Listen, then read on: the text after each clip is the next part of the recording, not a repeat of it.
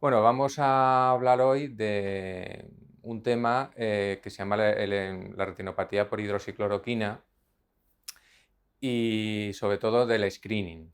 En la sesión de hoy va a basarse en las recomendaciones que cada cierto tiempo saca la Academia Americana de Oftalmología.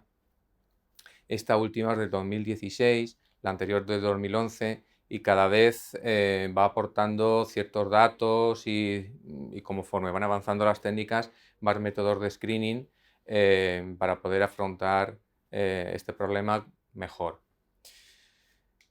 Bueno, como sabéis, esto lo sabéis vosotros mejor que nadie, que la hidroxicloroquina, los antipalúdicos se usan ampliamente en el tratamiento de enfermedades reumatológicas como el lupus, la artritis reumatoide y otras enfermedades también dermatológicas e inflamatorias. Se ha visto que recientes publicaciones muestran que la toxicidad no es rara entre los usuarios de larga duración.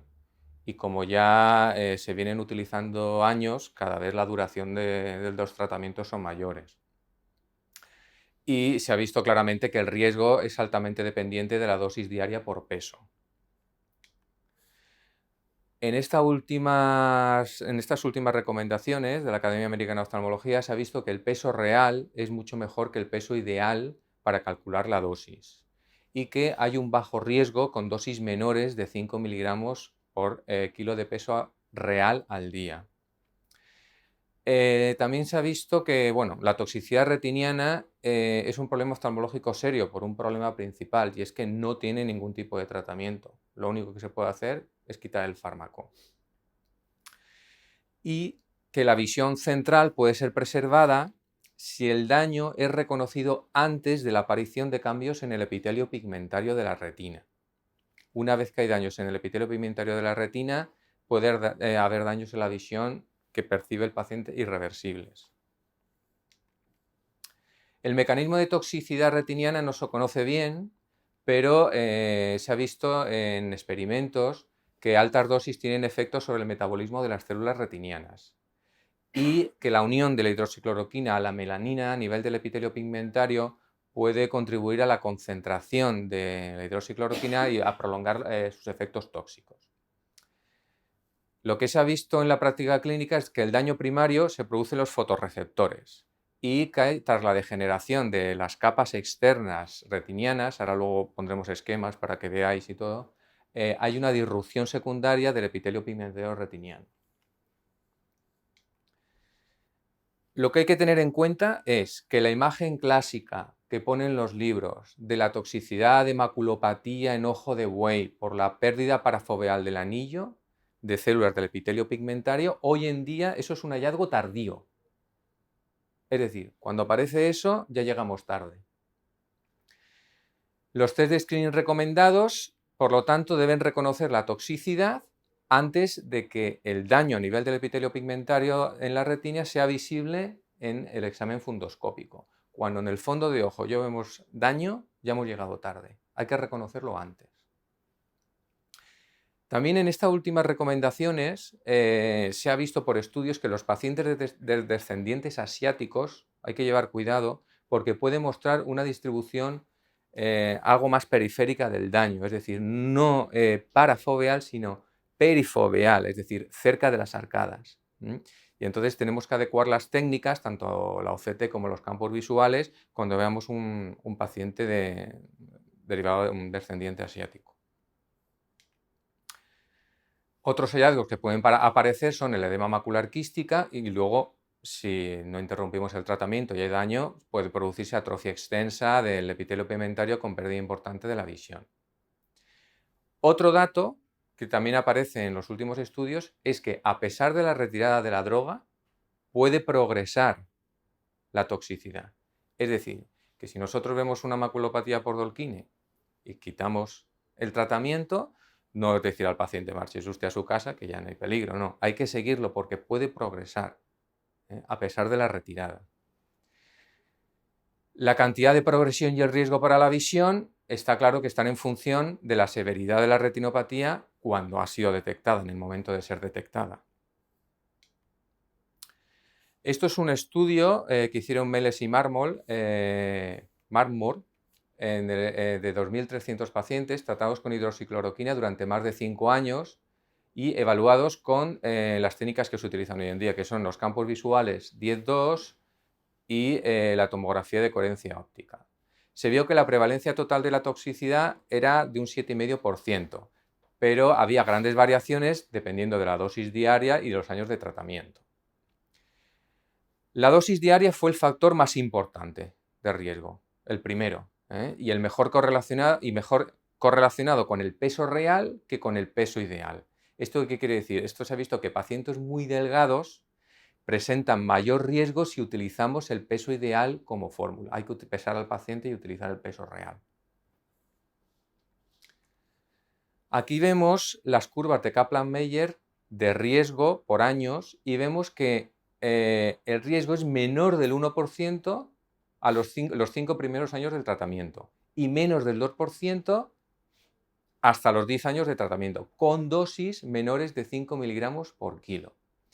Incluso vemos que si las dosis están por debajo de 4 miligramos por kilo, el riesgo todavía es menor. Es decir, que es muy dependiente de la dosis. Tras 20 años de tratamiento, se incrementa el riesgo hasta un 20%, con dosis incluso menores de 5 miligramos por kilo, pero menor si es menor de 4 miligramos por kilo. También esto lo sabéis vosotros mejor, pero dice que dosis menores de 5 miligramos por kilo es raro que se precise más dosis de tratamiento para el tratamiento de estos pacientes, que normalmente con eso es suficiente. Como las dosis comercializadas son de 200 miligramos, pues hay que jugar. Dosis intermedias se obtienen dividiendo o eliminando un comprimido algunos días de la semana. También hay que tener en cuenta esto, que la hidroxicloroquina se metaboliza por el citocromo P450 y que puede interferir con las drogas que también se metabolizan por ese citocromo. O sea que eso también hay que tenerlo en cuenta a la hora de la dosis. Las recomendaciones incluyen unos criterios mayores de riesgo que luego nos van a ayudar a establecer el screening y cuándo hay que citar a los pacientes y cuándo tenemos que verlos.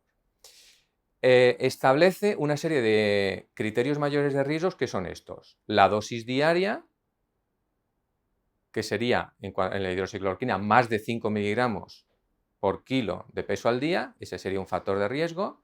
La duración del uso, más de 5 años. La enfermedad renal. El uso de drogas concomitantes, como por ejemplo el tamoxifeno, que luego hablaremos de él, y la enfermedad macular, ya que la enfermedad macular pues, puede afectar al screening y a la susceptibilidad de daño. Aquí lo desarrollamos más. El factor de riesgo más importante es la dosis diaria excesiva por peso. Se ha visto que dosis diaria de más de 5 miligramos por kilo incrementa mucho el riesgo. Y que la duración del tratamiento está asociada a la dosis como un factor crítico, es decir, que las dos se complementan. Una novedad en esta nueva revisión es que en los criterios de 2011 se hablaba de una dosis acumulativa. Es decir, se hablaba de que una dosis acumulativa mayor de 1000 gramos, que equivale a 400 miligramos al día aproximadamente durante 7 años, lo ponían como otro criterio mayor de riesgo. En los criterios de 2016 lo han quitado.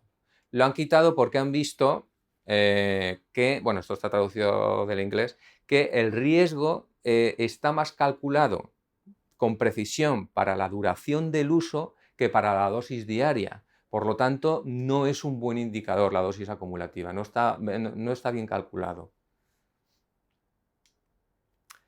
La hidroxicloroquina, sabéis que se elimina por el riñón en un gran porcentaje y que la enfermedad renal incrementa su nivel en sangre y el riesgo de toxicidad. Por lo tanto, en enfermedad renal debe de modificarse la dosis y frecuencia del screening. El uso de tamoxifeno por sí mismo incrementa el riesgo de toxicidad 5 veces. ¿Por qué? Porque aparte de que es un tóxico retiniano, podría haber sinergia en los efectos adversos metabólicos con el Dolquine. La enfermedad macular o retiniana es otro criterio mayor de riesgo. ¿Por qué? Porque es razonable no añadir un potencial tóxico retiniano pues en una distrofia retiniana o en una degeneración significativa, y aparte podría interferir en la interpretación de los test de screening, porque no sabemos si el daño del epitelio pigmentario es producido por la propia enfermedad macular o bien por un daño en el Dölkine. Entonces, ¿qué hacemos? No le damos hidroxicloroquina a un paciente que tenga una enfermedad macular. Pues depende de la enfermedad macular y depende de lo avanzada que está. En la guía pone que pérdidas significativas de fotorreceptores y daño en el epitelio pigmentario a nivel central podría ser una contraindicación, mientras que si hay drusitas, una aquí y otra allá, no hay daño en el epitelio pigmentario, pues no habría ningún problema en ponerlo, siempre y cuando eso estuviera documentado previamente. En cuanto a la frecuencia de screening, las guías establecen un screening basal, en el que en este screening basal solo se hace examen del fondo de ojo dentro del primer año de tratamiento. Y las pruebas complementarias, como la OCT y el campo visual, se realizarían solo si hay una maculopatía que diagnostiquemos. Si no, no. Es un examen del fondo de ojo para ver un examen preliminar de que no haya ninguna afectación macular. Y que el screening anual se empezaría a partir de los 5 años del uso o antes, dependiendo si hay criterios mayores de riesgo. Esto lo desarrollo más aquí. Examen basal dentro del primer año del comienzo del tratamiento. ¿Para qué? Para documentar el estado ocular basal anatómico y funcional. Y decir, la mácula de este paciente es así. Y no está producido por el Dölkine, porque se lo acaban de poner. Para sucesivas exploraciones, saberlo. No es necesario realizar el campo visual y la OCT en el examen basal, excepto si encontramos alteraciones. Por ejemplo, una lesión macular focal o bien un glaucoma, que luego si pedimos un campo visual nos pueda interferir. Si no hay criterios mayores de riesgo, el screening anual se realizará tras 5 años de exposición.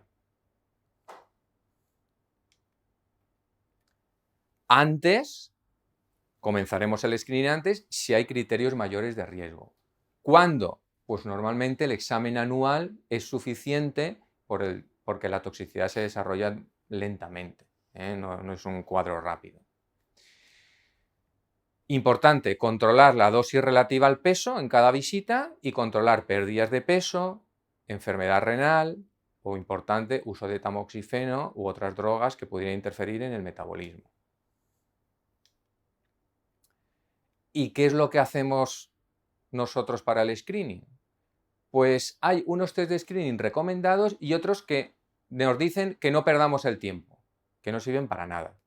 Los test de screening recomendados, idealmente, pon idealmente hacer 2, luego hablaremos de esto, los campos visuales, sobre todo campos visuales centrales, 10-2, y la tomografía de coherencia óptica de dominio espectral.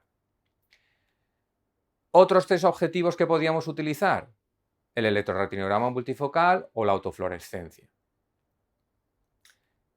Y aquí te pone una serie de test que todavía están pendientes de validar en un futuro, como por ejemplo la microperimetría o los test de imagen adaptativa óptica, que eso hoy en día de momento solo se está utilizando en publicaciones y en investigación.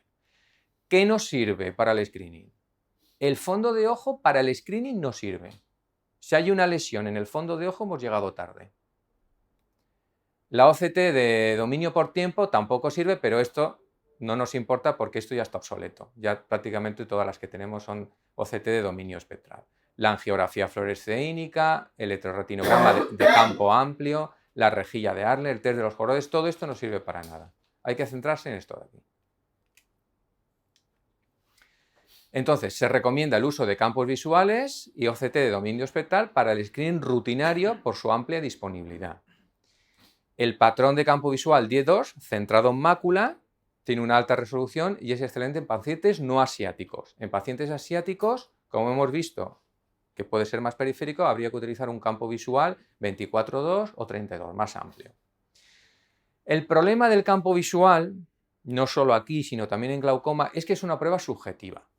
El paciente tiene que aprender a hacerlo. Es una prueba lenta y puede variar entre visitas. Y la interpretación cuando hay un daño por hidroxicloroquina requiere cierta experiencia.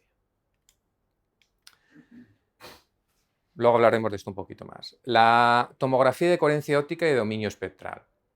Un pequeño recuerdo anatómico de lo que es las capas retinianas y lo que son los fotorreceptores. Bastones, conos, segmentos internos, segmentos externos de los fotorreceptores. Aquí está la unión de los segmentos internos y externos. Es una zona que se denomina la zona elipsoide por su forma, que luego veremos por qué es importante. Y aquí las capas de la retina. Sobre todo nos interesa esta zona, la zona externa. Esto es fuera y esto es dentro, hacia el vítreo. Pues epitelio pigmentario, segmentos externos de los fotorreceptores, unión de segmentos internos y externos, segmentos internos, y luego aquí está la capa nuclear, la membrana limitante externa y la capa nuclear de los fotorreceptores. Esto sería un corte de la mácula, esto es lo que sería lo que veríamos en la OCT. En la OCT, cuando nosotros lo hacemos, vemos esto, o bien en blanco y negro o bien en color. ¿Qué capa? Estas son las capas externas, las capas que nos interesan. ¿Qué capa nos interesa? La zona del epitelio pigmentario retiniano y sobre todo esta zona de aquí, que es la unión de los segmentos internos y externos de los fotorreceptores, que es esta capa de aquí, que es la zona elipsoide, que la llamamos. Ahora veremos por qué. Luego también hay otras capas que son la capa de los segmentos externos de los fotorreceptores, segmentos internos, en definitiva todas estas capas de aquí. Pero sobre todo fijaros en esta de aquí, la unión de los segmentos internos y externos de los fotorreceptores. Aquí la vemos mejor, donde pone IS-OS, segmentos internos y externos de los fotorreceptores. Esta zona de aquí. Fijaros en esta zona y sobre todo también en todas estas capas. La OCT de dominio espectral es un test objetivo, específico, generalmente sensible y se tarda poco. En 3 minutos se hace. Y es importante porque al menos un test objetivo ha de hacerse para confirmar la toxicidad. ¿Qué es lo que hay? Un adelgazamiento localizado de las capas de fotorreceptores en la región parafoveal, no justo en el centro. El comienzo está en la región parafoveal. Esto es lo que indica la toxicidad por el Dölkine. También se ha visto que el daño inicial puede reconocerse como interrupciones focales de las líneas estructurales de los segmentos externos de los fotorreceptores, pero esto es más difícil de interpretar. Lo que está claro y se puede ver perfectamente es esta zona, esto de aquí. Aquí vemos un patrón de daño por Dölkine. Campos visuales progresivos. Daño parafoveal. Este es un ejemplo típico. Fondo de ojo normal. Yo veo este fondo de ojo y le digo al paciente que se vaya a su casa. OCT. Mirar esta zona de aquí, compararla con esta zona de aquí.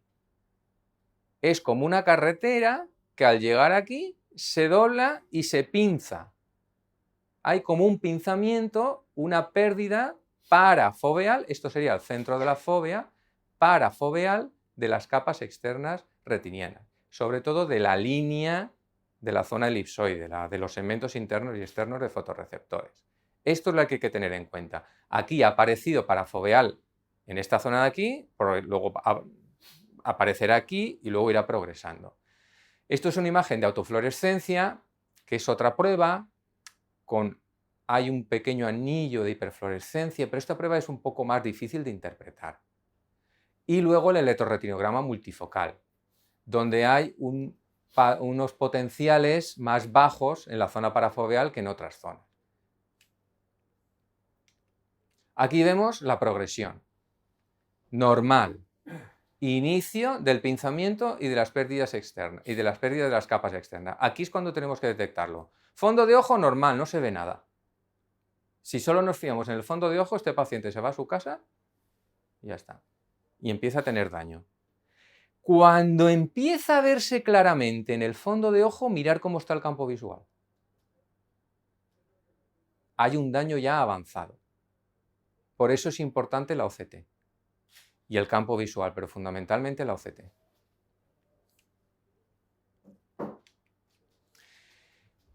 El electroretinograma multifocal, que es otra prueba, es un test funcional y objetivo. es sensible y puede aportar confirmación. El problema del electroretinograma multifocal son dos. Uno, aquí no lo tenemos y hay una baja disponibilidad en esta zona. Nosotros, si se hace, tenemos que mandarlo a Valencia, a Fisabio, para que lo hagan. Y luego la interpretación es difícil. Antes hemos puesto un ejemplo claro, pero no todos los pacientes son así. Requiere experiencia para interpretarlo y ver muchos, y no vemos muchos.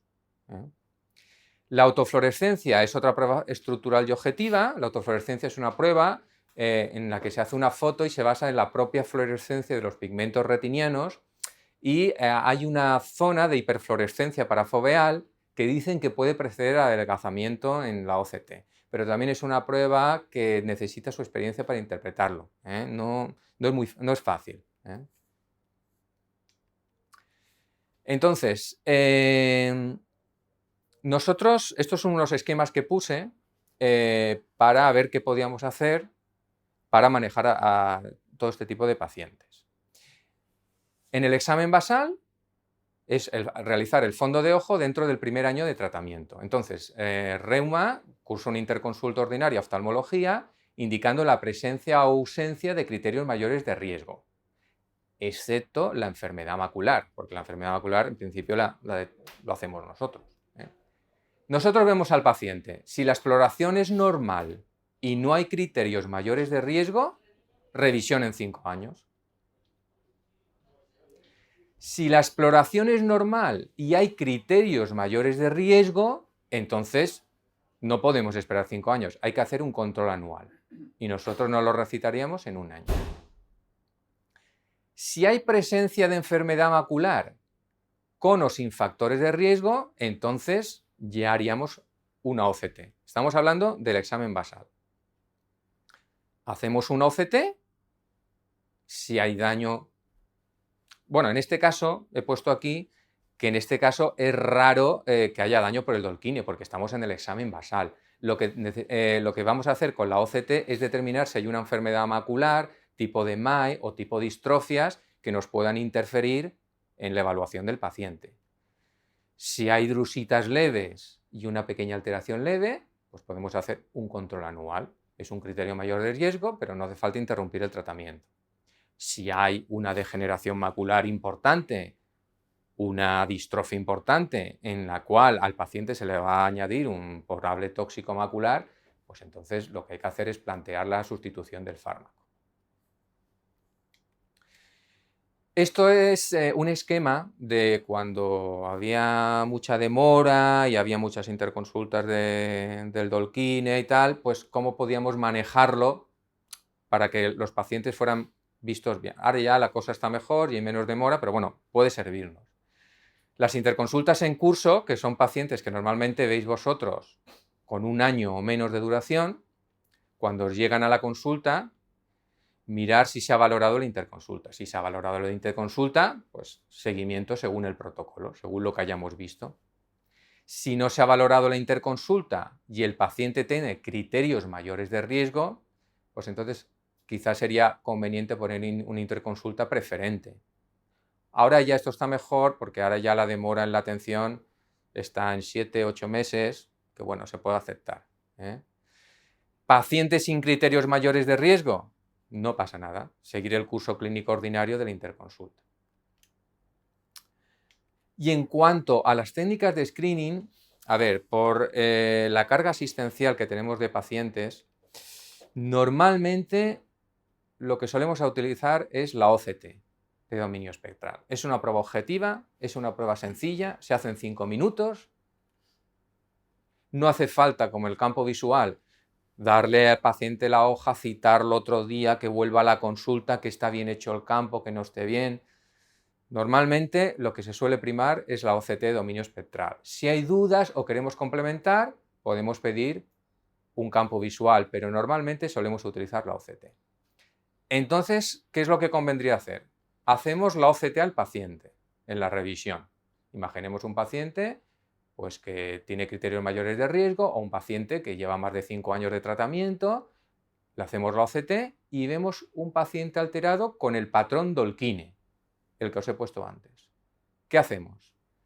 hay que plantear a reuma la interrupción del fármaco. Si es dudoso, no sabemos si hay alguna línea ahí, pero no está claro, podemos realizar otras técnicas, electroretinograma multifocal, autofluorescencia, pero ya hemos hecho la OCT y ya hemos hecho el screening. Si la OCT está alterado, pero por otra enfermedad macular, es decir, no hay un patrón Dolkine, hay otra cosa. Hoy en día, pues, los pacientes son mayores, hay mucha degeneración macular, entonces puede tener enfermedad macular por otras causas. ¿Eso qué es? Es un criterio mayor de riesgo. ¿Qué hacemos si es un criterio mayor de riesgo? Pues depende de la maculopatía que hayamos visto. Si es una maculopatía leve, con 2 o 3 drusitas, sin alteraciones en el epitelio pigmentario, no hace falta interrumpir el fármaco. Control anual, porque es un criterio mayor de riesgo. Si es una maculopatía importante que puede interferir en el screening o bien agravar la maculopatía, pues entonces plantearíamos a reuma la interrupción del Dolkine. Y ya está. Esto es todo lo que quería contaros.